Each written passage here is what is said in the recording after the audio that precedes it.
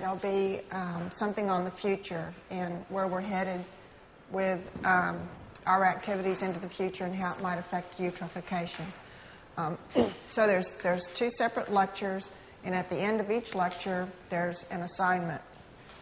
And you choose one or the other, unless you want to do both.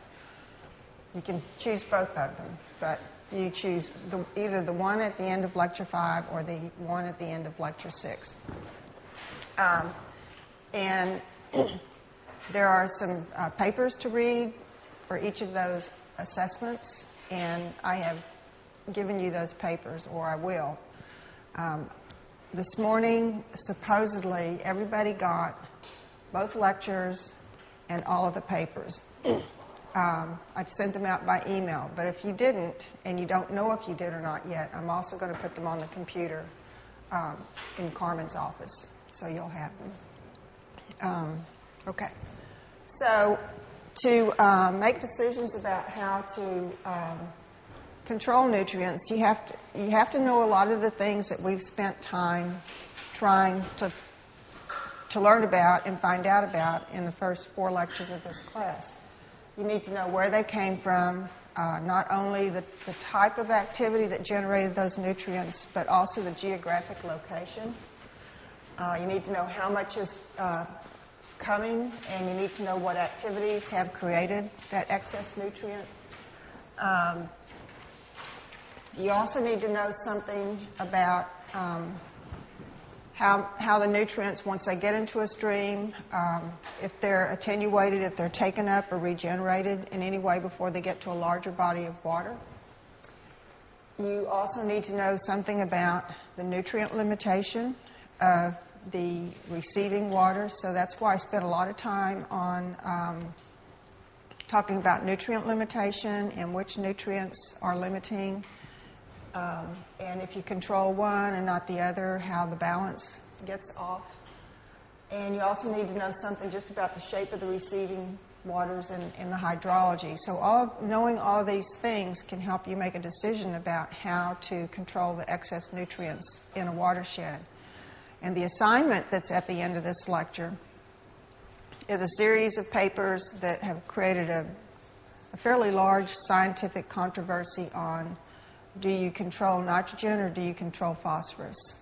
And there was one paper by Dave Schindler from, I think he's from Canada, but he's University of Washington or Canada, I'm not sure, the Pacific Northwest.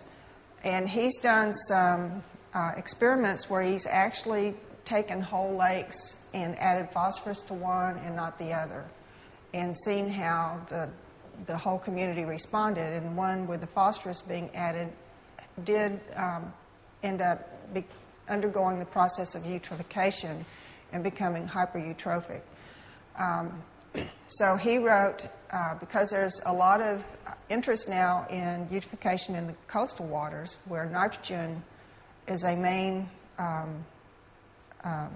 nutrient-limiting phytoplankton growth, he wrote an article that said, controlling nitrogen will not do anything to fix freshwater lakes. And I also showed you some information where we did our own bioassays, and we had some freshwater lakes where we did find nitrogen limitation. So he wrote that paper, and then Bob Howarth and a few others wrote a paper in response saying he was pretty much wrong.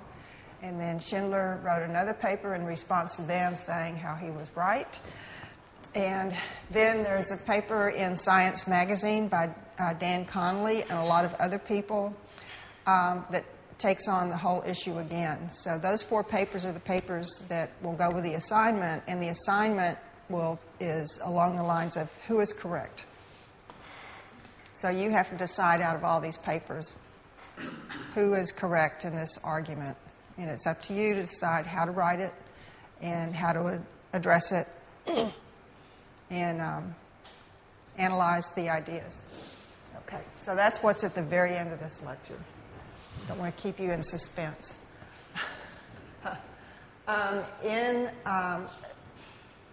To start to manage nutrients, there has to be some political or social agreement to do something. Otherwise, nothing will happen.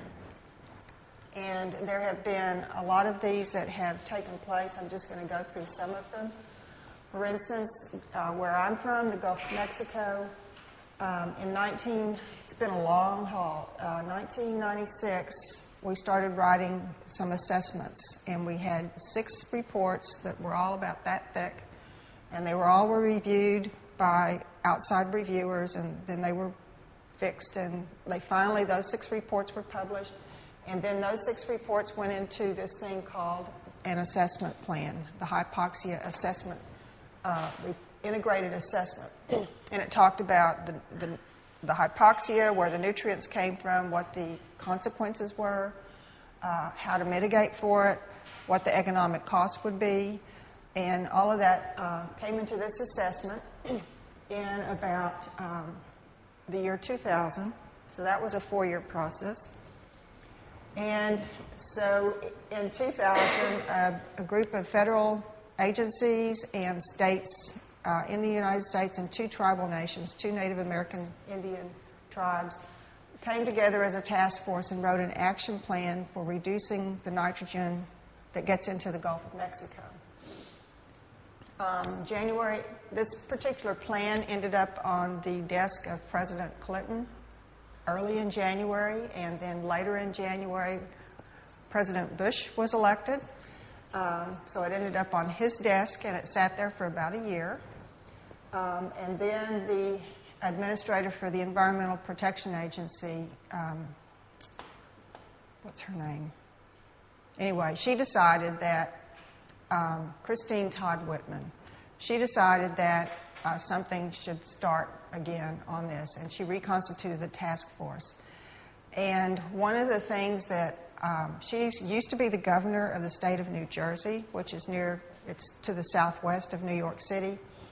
And the size of the low oxygen area in the Gulf of Mexico happened to be about the size of the state of New Jersey. So whenever I would put out a press release, I would say, the dead zone this year is the size of the state of New Jersey. And one year it got as large as Massachusetts. But so at a conference that I was attending, actually I developed the conference, but she was a key speaker. And I was sitting in the audience, and she was starting her talk about nutrients and control and legislation, and she looked at the audience and looked at me, and she said, "I'm getting really tired of this dead zone being compared to the size of the state of New Jersey." And I kind of sunk in my chair and said, "Pick on Rhode Island, Connecticut, just no more New Jersey." But it got her attention. And she then reconstituted the task force, and we had an action plan. And the goal of that action plan was to reduce the amount of nutrients. Well, no. The goal was not to reduce nutrients. All of these states would have never signed it if it said that. The goal was to reduce the size of the low oxygen area to a size of 5,000 square kilometers over a 5-year running average by the year 2015. To do that, it was predicted it would take about a 30% reduction in nutrients. But there are no teeth in this anywhere. It's all voluntary, incentive-based, and a lot of education. Well, those of us who have been educating the public for 5 or 6 years now feel like there hasn't been much progress. And also, the science keeps getting attacked by farm interests and agricultural producers, and fertilizer producers as well. So part of the action plan, part of the adaptive management in this action plan was to have monitoring, research, and then reporting, and then a 5-year assessment to see if there had been any progress or not. Well, at the 5-year assessment, there had been no progress, and these people who were opposed to doing anything started challenging the science again. And so it ended up being basically an assessment of the science once again. That took 2 years. And an independent body of the Environmental Protection Agency, their Scientific Advisory Board, basically agreed with all of the science that had been conducted to that point. So the science was solid once again. There wasn't a problem with the science. And then they said that, let me see, go up one, go back. Oops.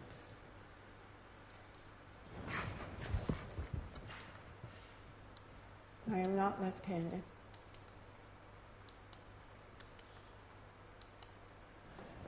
So they said, yes, the science is strong, and you should still continue to strive for the 5,000 square kilometer goal. Well, you can see that the 5,000 square kilometer goal is actually quite low. And this is the long-term average, and this is the 5-year running average. If things had started happening in this period right here, we might have been able to reach that goal. But so from 1994, when we first had a conference, 96 when we started the papers, 2001 when the action report was done, to 2001, 2006 with the next assessment, and then that got finished in 2008.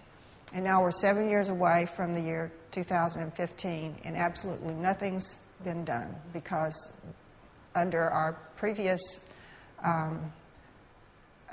administration, the EPA was pretty much told not to do anything other than have meetings, basically have meetings. So there still is not a new, what's called an AA for water, and let's see, AA, Assistant Administrator for Water, has not been appointed yet under the Obama White House, but the new administrator of EPA is Lisa Jackson, and she's from New Orleans, Louisiana, so she knows a lot about what's been happening in the river, and we're hoping that the AA under her that gets appointed is also a political appointee, and hasn't happened yet, but we're just, hoping that something different happens in the next year to start moving this process along again. But that's all the politics and everything that go into it. We're definitely not going to get to this goal by the year 2015. It's just not going to happen. And one of the issues is that there aren't any regulations. The U.S. has the Clean Water Act that was started in 1972, and it's done a very good job of taking care of point discharges. Anything that comes out of a pipe that you can regulate, this law has done a very good job of regulating. But what it doesn't regulate is the non-point sources that come off of the land. And there have been 2 National Academy of Science reports that have looked at this issue with the Clean Water Act and have shown that in parts of the Clean Water Act you can actually do something about non-point source pollution. So that's the approach that a lot of us are taking now to try to change, not change, but to use that part of the legislation to make a difference with non-point source pollution. When I was a PhD student, I was studying fiddler crabs, congrejos, in the sediments. I had no idea that someday I would be talking to the administrator of EPA or testifying before Congress or any of the things that I'm doing right now. So it just shows, someday, with all of your knowledge and wherever you're headed, someday you're going to be making a difference where you live in the water quality in the areas where you are. So stick with it. If this is one of the things you're interested long term, then you should continue. Now I'm going backwards.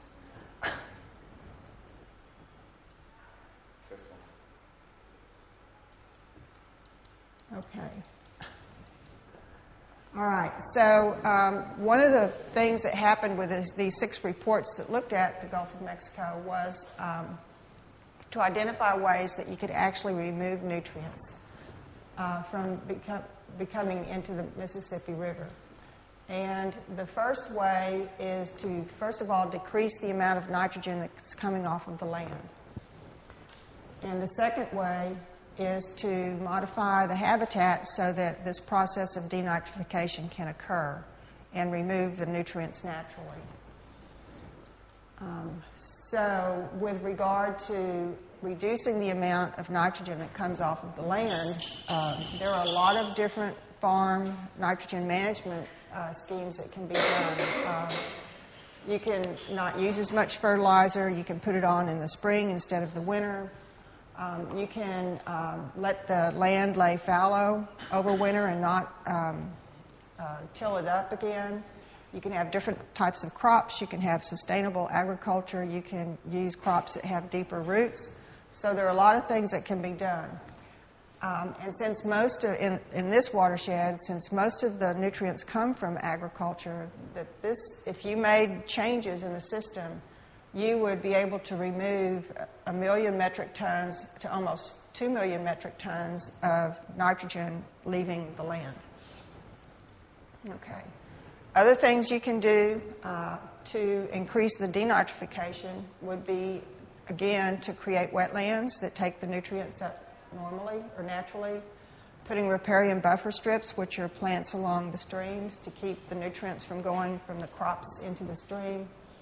And there's also some attempt to divert water from the Mississippi River in the Delta area over the wetlands so that the wetlands can take up the nutrients. However, you can see that the removal of nutrients, the nitrogen reduction was much higher in the previous management schemes than these right here. So you can still get something, but then this one right here, there are not enough wetlands with enough uptake capacity to handle the nutrients in the Mississippi River. So you can't get as much from doing that, although there's a very hard political push to do it for coastal restoration. And the alternative also, the downside is that all of these nutrients, 80 micromolar nutrients from the Mississippi getting into the lakes, which are 5 micromolar, creates the harmful algal blooms and other problems. So there has to be a trade-off between what takes place. Okay. So these are examples of wetlands or riparian buffer strips, coastal diversions in Louisiana. The other thing that can be done is to add tertiary treatment to a wastewater stream, which hopefully is already on secondary, but there are some places that don't even have secondary treatment. But this removes the nitrogen, but you can see that there's just not much reduction for the amount of effort it takes. And it also ends up being one of the most expensive. But the idea is that you try all of these things to try to make a difference. So this is one of these farms that has the tile drains, and if the tile drains are draining into this artificial wetland, then there would be a chance for some natural removal of nitrogen. Okay. And this is a good example of riparian buffer strips, so that you have a lot of natural land that would be intercepting the nutrients from the adjoining croplands. Okay, if you look at all of these, you can see which ones can, the farming ones, all of these right here can take a much higher load of the nitrogen out of the system. The tertiary, again, is minor. Tertiary treatment is a subsequent stage. Secondary treatment basically removes most of the phosphorus and the solid waste. Tertiary treatment is a biochemical reaction that removes the nitrogen beyond the phosphorus. So if you have tertiary treatment, you have less nitrogen going into the water. And then these natural ways of dealing with the landscape can have some effect, but not near as much of an effect as these different agricultural. And then here is diverting the water into Louisiana's coastal wetlands. So the idea, though, is that you try to do all of them. You don't just pick on the farmers, which they think I do all the time. but the fact is that most of it comes from agriculture. And this last EPA report said not only to reduce the nitrogen phosphorus, but to target the areas where it comes from the most, which would be the Midwest of the United States. What's this? Okay, I already did that. Okay, so again, we have this controversy. We want to target areas that produce the most nutrients, nitrogen and phosphorus, and now we're creating biofuels, and we're actually farming more corn and using more fertilizer, and it's getting worse. Okay. When you look at the effectiveness of these nutrient removals, you also have to consider how much it costs to do them. And if you take care of agriculture costs or losses, if you're trying to get a 20% reduction off of the land, it costs about 88 cents per kilogram of nitrogen removed. And if you're trying to get 40% off, it costs a whole lot more. And the same thing with fertilizer use. It costs a whole lot more to get to this point than at this point right here. And if you're creating wetlands, it takes about $6 per kilogram over. If you put 1 million acres of wetlands, you can get this much removal of nitrogen. But if you have 5 million, you actually don't get that much more removal. Riparian buffer strips, you can get. I'll get it.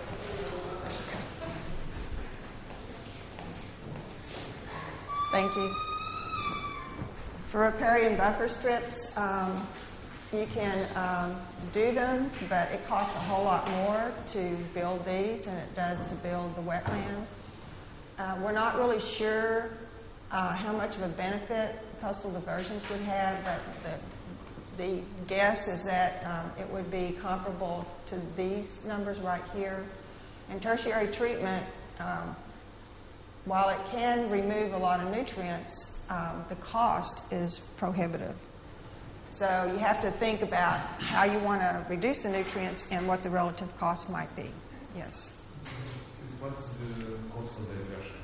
That's taking the water from the Mississippi River and putting it into the coastal wetlands in Louisiana, to let the wetlands in Louisiana try to intercept the nutrients before they get to the Gulf of Mexico. Okay. An interesting part of this solution is that, like I said, we have a lot of offshore oil and gas development in Louisiana. Not in Texas and not in Florida, but in Louisiana. And these are all the oil platforms out there. And these are all the oil and gas fields. And because there's so much oil and natural gas, until recently, it was very cheap to get natural gas to use in the process where you make fertilizer. The Haber-Bosch process takes CH4 and heat. So it provides the heat and then takes the atmospheric nitrogen and creates ammonium from that. So what over the years is happened, this is not nitrification, denitrification. This is nitrogen cycles in nitrogen dollars or phosphorus dollars that flow through the system. And because Louisiana has had so much cheap natural gas, the industries that create the fertilizers are all down here in Louisiana. And so then they pipeline or truck or train gets moved up into the Midwest as anhydrous ammonium, gets put on the land, runs off, and comes back down into the Gulf of Mexico and creates the algal blooms that support the fisheries but also lead to this dead zone. So Louisiana, in fact, is the commercial source of its own problem of nutrients. But as I mentioned, not all of this corn goes into, here's the little farmer, a lot of it is now going into animal production, and even a lot of this corn gets elsewhere into North Carolina where they have a huge problem with eutrophication. The other thing that's happened is that phosphorus is very plentiful in the soils in Florida. So they mine phosphorus in Florida, put it on a barge, take it across the Gulf of Mexico to New Orleans, to this area, where they make phosphorus fertilizers. And those phosphorus fertilizers go up into the watershed, and some of it goes somewhere else, and it comes right back down and fuels the algae that feed the fish, but also lead to this dead zone.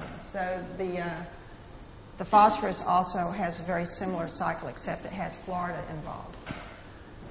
The other part of this cycle is that a lot of these fish that are captured, that are from the surface waters, that don't bring as much money as the fish that live on the bottom, are menhaden, and they render the menhaden and use it to make, again, some phosphorus fertilizers, which go up into the water, go up into the Midwest and come back down and stimulates the growth down here.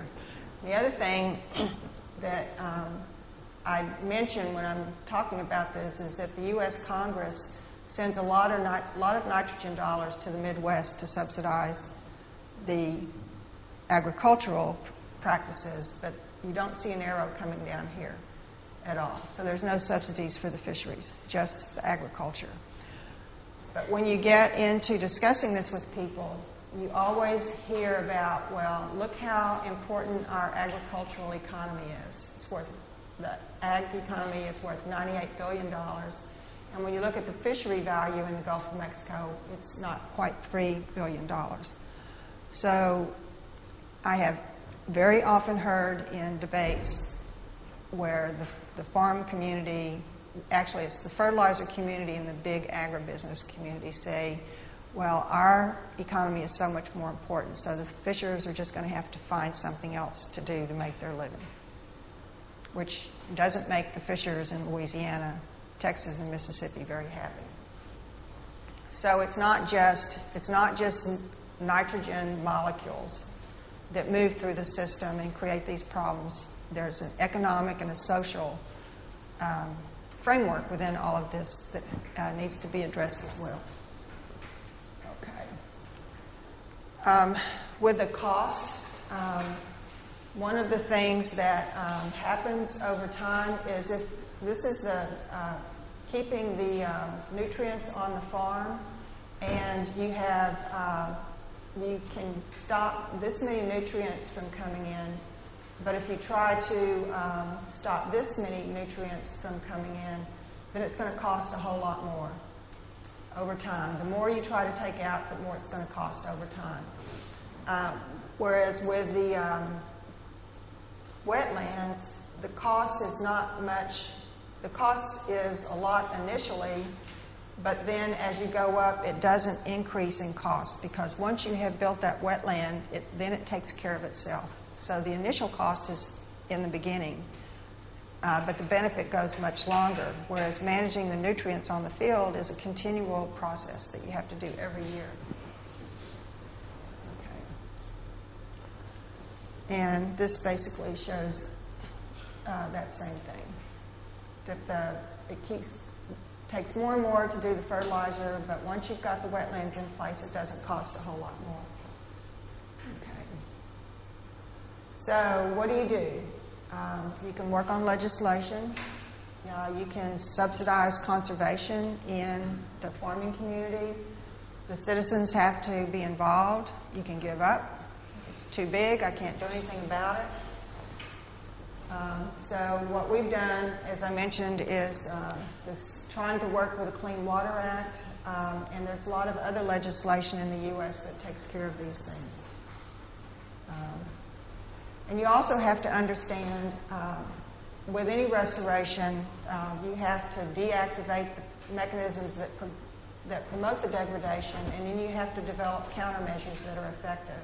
And this always takes research and education, and a lot of resistance from the citizens who have always been doing it one way and don't want to change and do it another way.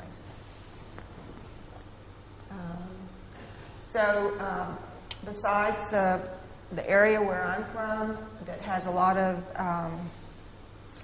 a lot of effort is going into trying to do something. It hasn't been effective. There are other areas that have been much more effective.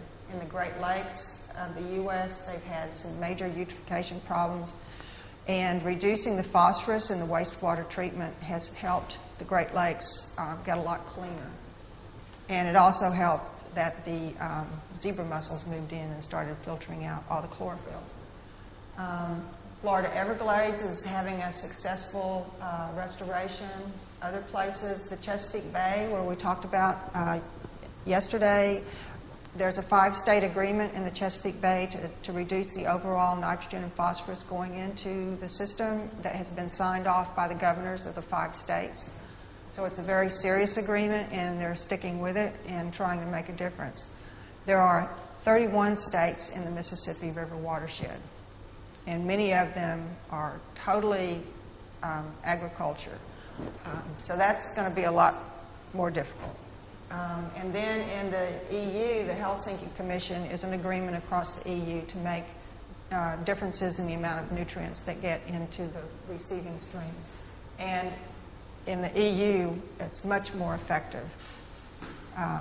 There are strict regulations on what to do with animal manure, how many pigs you can have, what the nutrient levels can be before it gets discharged into a stream. So the EU has done a very good job of regulating, well, up to a point. You can only do so much, but it's done a very good job of regulating for nutrient removal.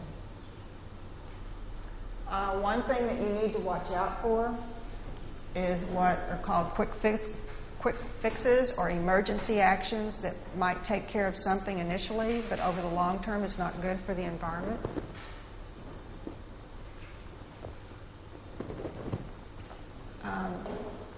So you may be able to do something, or you think you're going to do something by putting the Mississippi River into the coastal wetlands of Louisiana.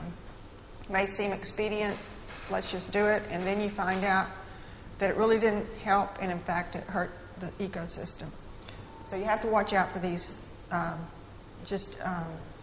impromptu, hurry up, let's do something about it.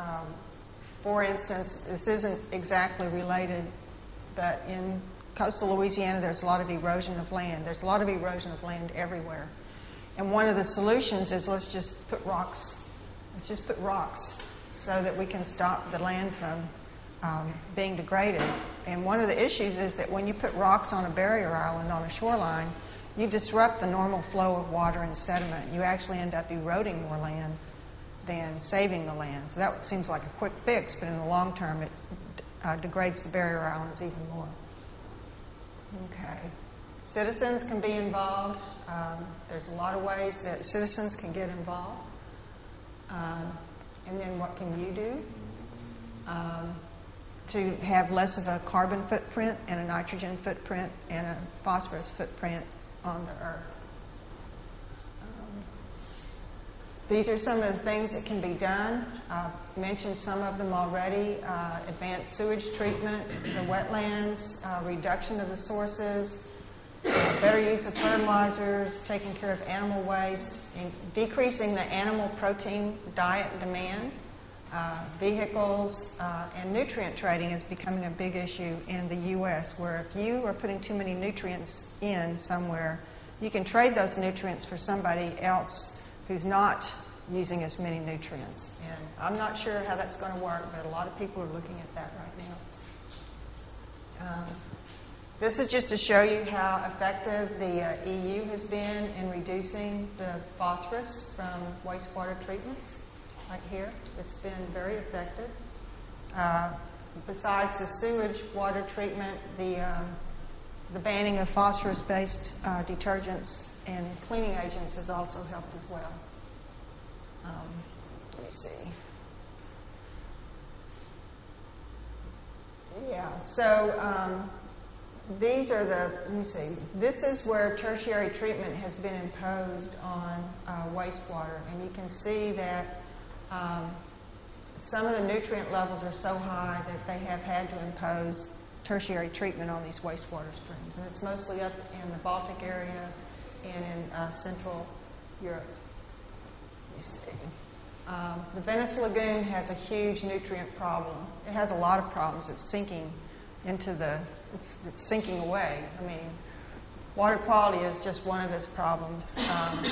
But there have been some approaches to trying to reduce the amount of nutrients, and you can see that if you don't reduce nutrients, you have this very high concentration of chlorophyll. And that if you become successful enough to have 80% reduction, you reduce the area so that there's much less chlorophyll biomass in the lagoons. Anybody been to Venice? Who? You? You've been to Venice? I have. Twice. It's beautiful. But you see the pictures now of people walking around I can't remember, St. Mark's Square, and they're up to here in water. It's pretty bad. The Baltic has a lot of problems with excess nutrients, and you can see, depending on the country and how much comes from different activities. And you can see that some of the countries are not as well regulated as others. And those that are coming into the EU are going to find that they're going to have to do a much better job with their nutrient controls. Let's see. I'm going to skip that. It's just the cost involved. Let me skip over that. Because I want to give you all a break. We also talked about this, the increase in consumption of animal protein. Chesapeake Bay, I mentioned, has a 5-state agreement to improve the water quality. So what is that? It's a Secchi disc, yeah. Okay. Because Chesapeake has actually lost its oyster fishery. Their blue crabs have bottomed out. They have lots of anchovies now. They've also lost a lot of their striped bass fish population. Yes? Before going to another part, you have mentioned about subsidies in developed countries, in EU and the US. There has been a big subsidy for the agriculture. Right. Whatever they do now, I mean, in reality, the farmers have been subsidized. They are not strong enough. You said in some states the subsidy has been stopped. But do you think they can stop? I mean, I think they can afford buying whatever fertilizer they are trying to do. Well, one thing that's going to happen is that the cost of fertilizer, because the cost of natural gas has gone up so much, that's going to become, it's not going to be used as freely. That's just an economic response. The U.S. has a piece of legislation called the Farm Bill, and that's where all of these subsidies are put in that support.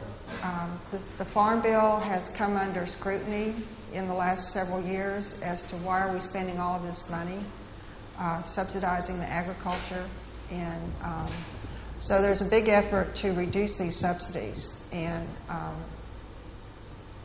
so that would be one way, is through the legislation, to actually work on the Farm Bill, which is the big driver for the whole agricultural industry in the Midwest. And it might happen. They came really close to making some changes, not this Congress, but the Congress before. Yes.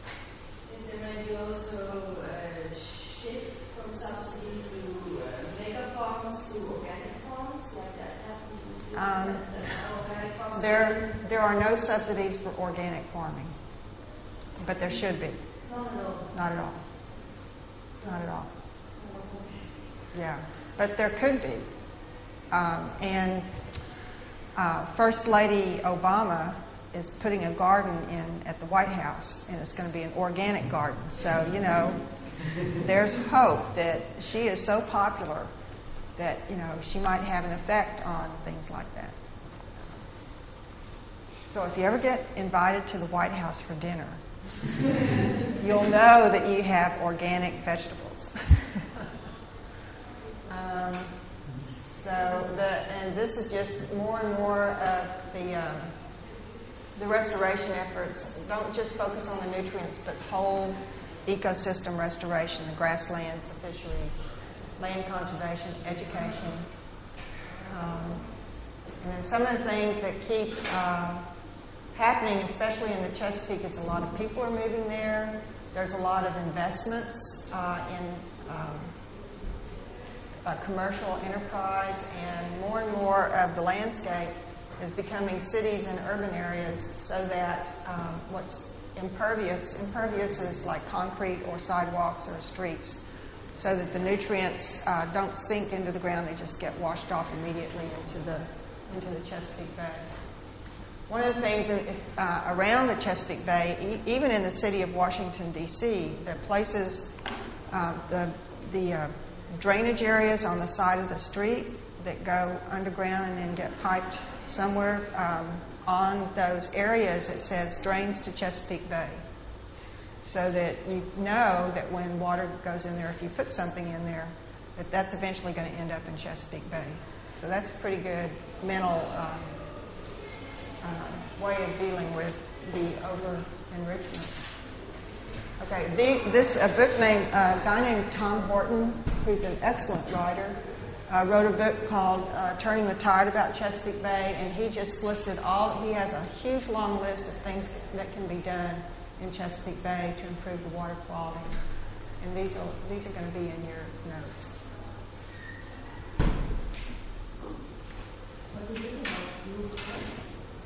What's that? Blue crabs. They've overfished the blue crabs, so there's not as many of them. So they need to have restrictions on blue crab fishing. Most of the blue crabs that are eaten in the Chesapeake Bay area come from Louisiana, where we, fortunately, have not overfished our blue crabs. Let me see. I'm going to skip that. Alice Newton put in some information about the Rio Formosa, and it'll be there in your notes. Very similar ways of reducing nutrients. And this is the Thames. Yeah, this is the River Thames, which had very strong nutrient reduction strategies, and you can see that the fisheries, the number of fishes that live there, has gone up over time. And this is an estuary in Scotland that the dissolved oxygen has gone up over time because of success in removing nutrients. Okay, and this is your assignment for this lecture. I've talked about the controversy about nitrogen or phosphorus, and this has implications to how you're going to manage the areas. So you have 4 papers associated with this debate. Actually, there might be 5. See, Schindler, the response, Schindler, Conley. There's 4 papers on this. So this is in your notes, and you should have also gotten this in your what I sent out by email today. So we're going to take a break, 10 minutes, please, and then we'll do the last but not the least lecture. You want to see it again? Okay.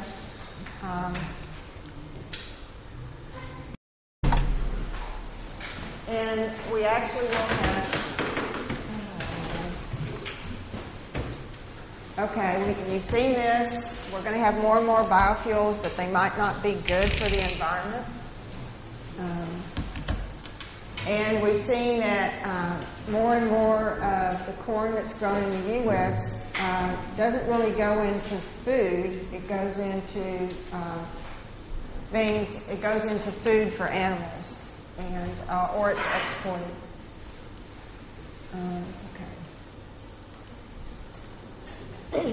And we've also seen that human beings are eating more and more animal protein, which requires the corn, which requires the croplands, which requires the nitrogen fertilizers. And I think I showed you this already. So the more protein we eat, the more, or beer, end up looking like this. This is my favorite person in the whole world. who says we're no longer addicted to foreign fossil fuels, but now we're addicted to corn squeezings.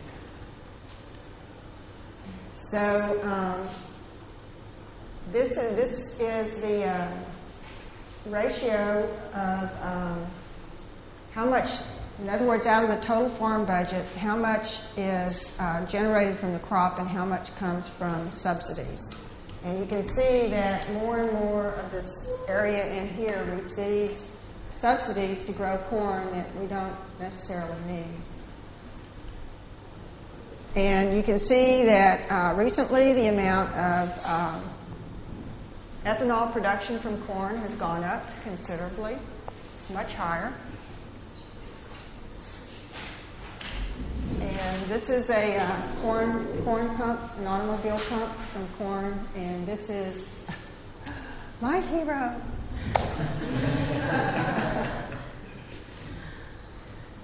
This is projected corn plantings coming up in the next couple of years, and this actually, the 2007, 2008 numbers were higher.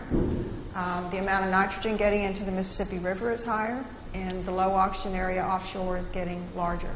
So there's a direct correlation here.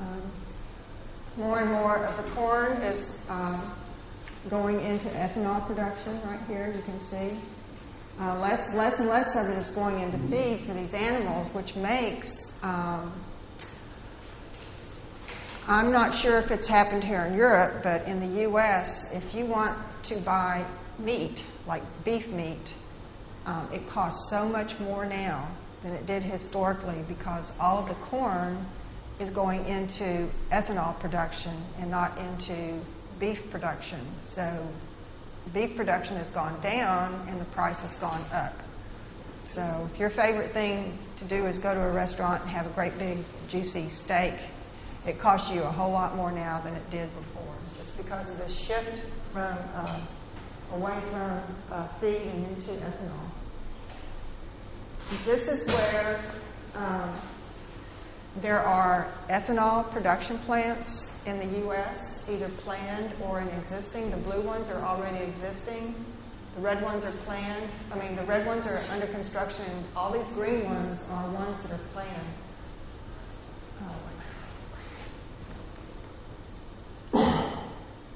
Not that one.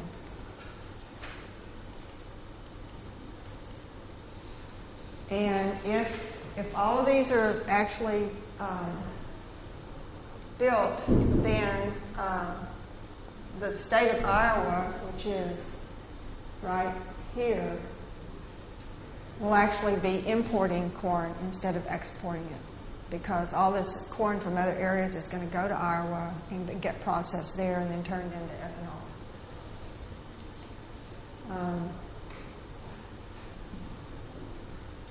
Things when you don't have enough hops to make beer, then you're going to have a problem. So this is a serious thing we need to think about when we do biofuels. Okay. You can see that different countries in the U.S. and the EU have different needs for fertilizer use and how it affects their food systems. So this is what I was telling you about the other day.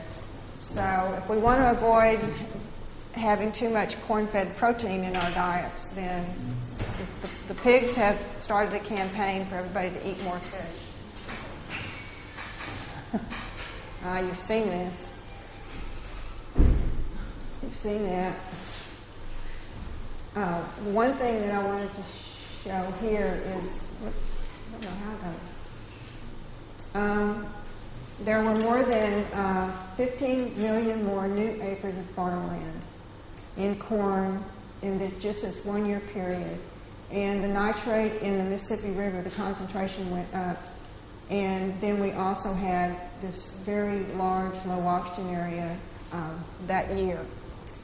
So there's a direct correlation between ethanol production and problems of eutrophication. The other thing that's going to happen is climate change. There's no doubt about it. And climate change is going to have different effects on eutrophication. So besides climate change, we're also going to have human activities are going to continue and affect nutrient fluxes. They'll probably continue to go up unless there's some mitigation and they go down. Human activities can also change the hydrologic cycle. And all of these things that we're already doing lead to nutrient-enhanced productivity, the accumulation of carbon, and creating low oxygen water on the bottom, or contributing to harmful algal blooms and noxious algal blooms. But if you add what's going to happen climate-wise, several things can happen.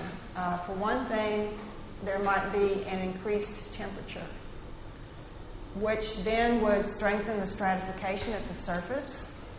It would decrease the dissolution of oxygen in the water because less oxygen will be in a warmer water than a cooler water.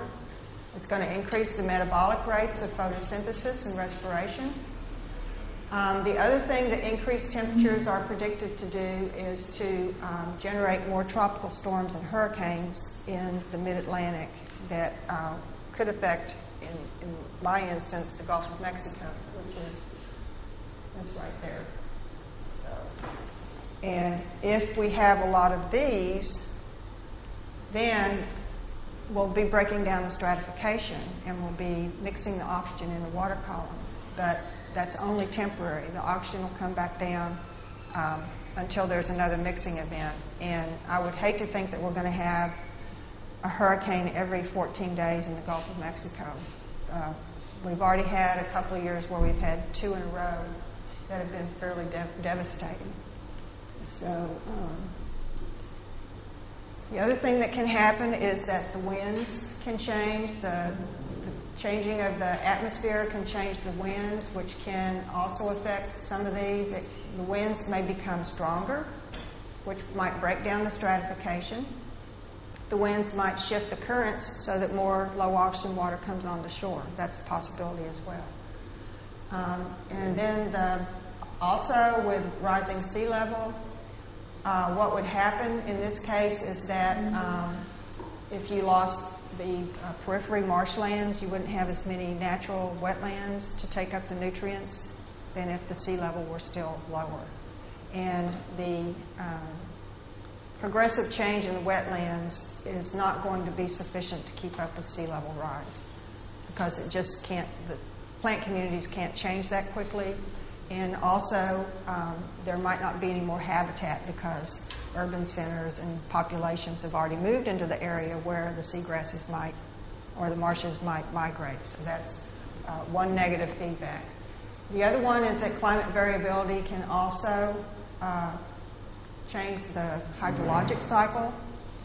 And in some places that means more rain and more runoff and more nutrients getting to the coastal zone, which leads to, again, this nutrient-enhanced productivity, noxious algal blooms, and then bottom water hypoxia. So depending on where you are in the world, these different factors are going to be different. So that if you're in an area where there's more rain, just take North America for example. The upper part of the Mississippi River water basin is predicted to have more rain, earlier snow melt, more rain, and more snow. So there's going to be more water. The lower part of the Mississippi watershed, however, is predicted to go into a drought cycle. So they're not going to have as much water. But most of the water and the nutrients that reach the Gulf come from the upper part, which is going to have more rain, earlier snow melt. So that problem is going to get aggravated. And if you also have more fresh water getting in, you're also going to affect stratification because the fresher waters are less dense and the bottom waters are more dense. So if you have more rain and higher temperatures, in fact, you can have a double effect on stratification and have even more stratification and less oxygen getting to the bottom. So those are just different ways. But if you're in an area where there's less rain, you would, in theory, be less likely to have as many nutrients coming into the estuary. But then you're probably going to have problems with not enough nutrients to support the food web and the fisheries. The other thing that human beings can do is move a lot of water around, like divert water from one part of the country to another part of the country. And in that way, you could maybe diminish the possibilities of nutrient overloading if the water is taken and put somewhere else, but then the people who depend on the water, where the water used to go, don't have the water that they need anymore. So this is a huge social, political, environmental issue that's going to be happening around the world in the next half century and into the future. So one of the things that these 2 years had very similar, this is the Mississippi River discharge, this is the normal, and this is the maximum and the minimum. But the year 2002 and 2003 had very similar levels of water coming into the Gulf.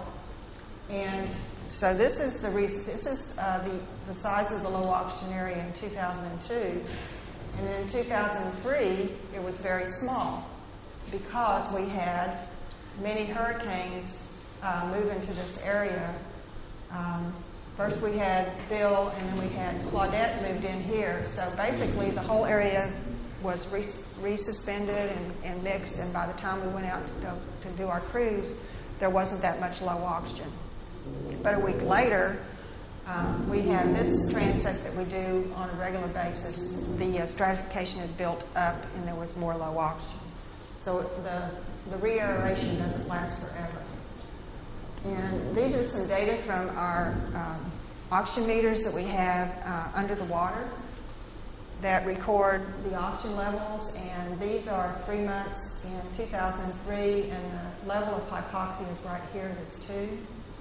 And you can see that for most of the year, or the summer, the oxygen is very, very low, close to 0. We had a tropical storm that really didn't make much of a difference here. And then, so the oxygen was continued to be less, but then Hurricane Claudette came across the area and increased the mixing and increased the oxygen, so there was plenty of oxygen in the bottom, but then you can see it didn't take long for the oxygen to go back down again. And then it was low for a long time. Got mixed a little bit here, respiration, continued to bring it down. We had another tropical storm that did not affect the oxygen. And then we had this one tropical storm, Grace, began again to bring up the oxygen. So we have these data that show us how the tropical storms affect the oxygen on the bottom. One thing that was done by Dubravko Justic is he did some testing with a model. He has a model that is a 2-box physical biological model that takes into account mixing at the surface, diffusion across the picnic line, respiration in the bottom, production in the surface waters.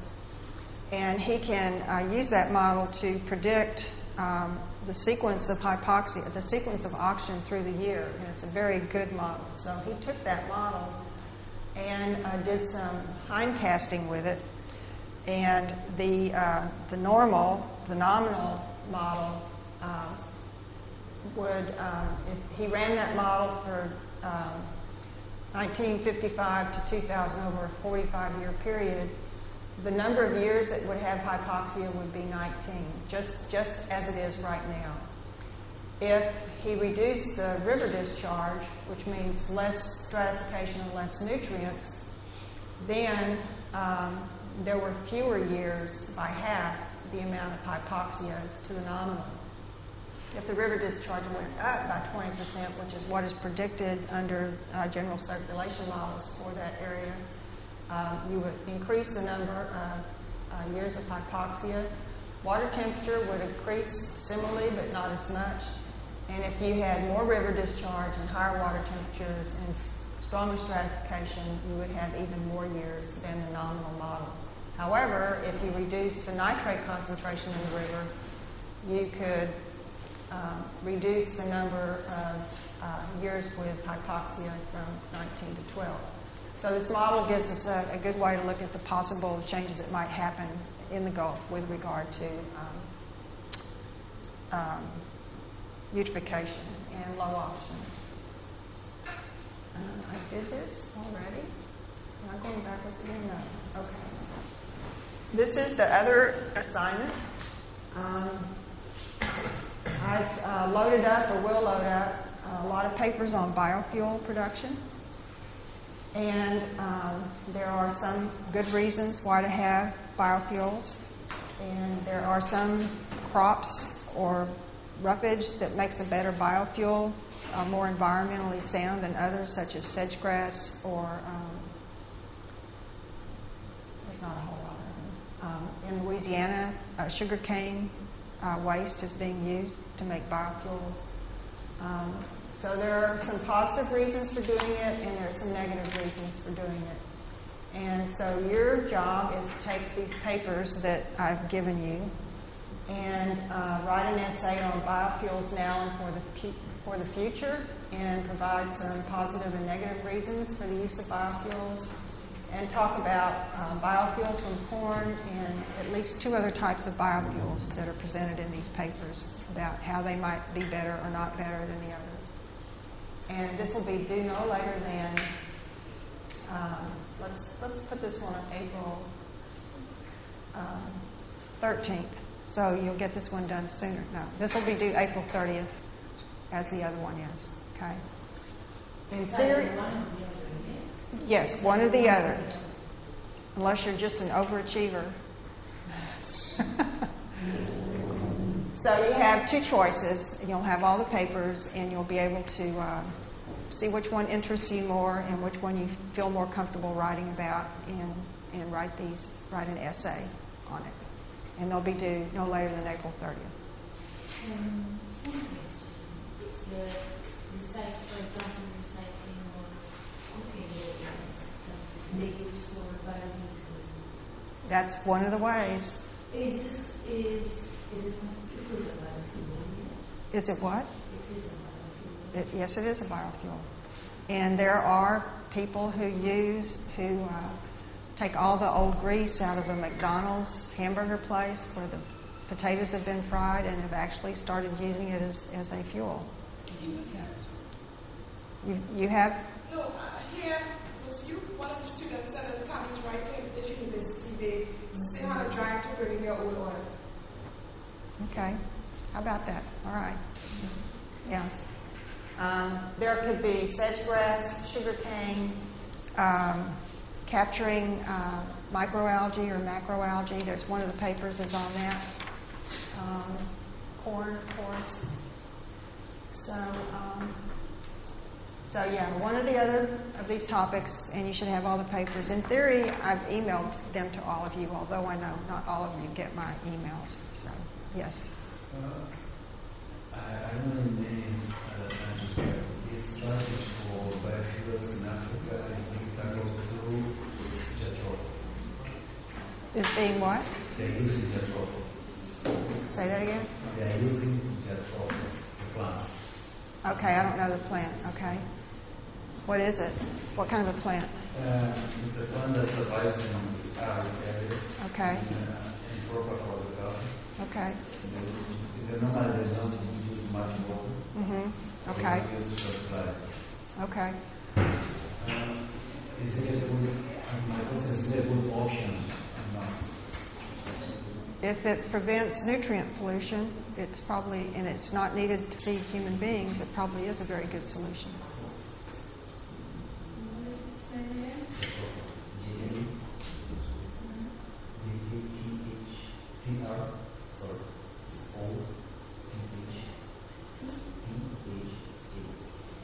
Eutropha. Is that the genus? Is that the genus, or is that a common name? Okay. All right. Okay. All right.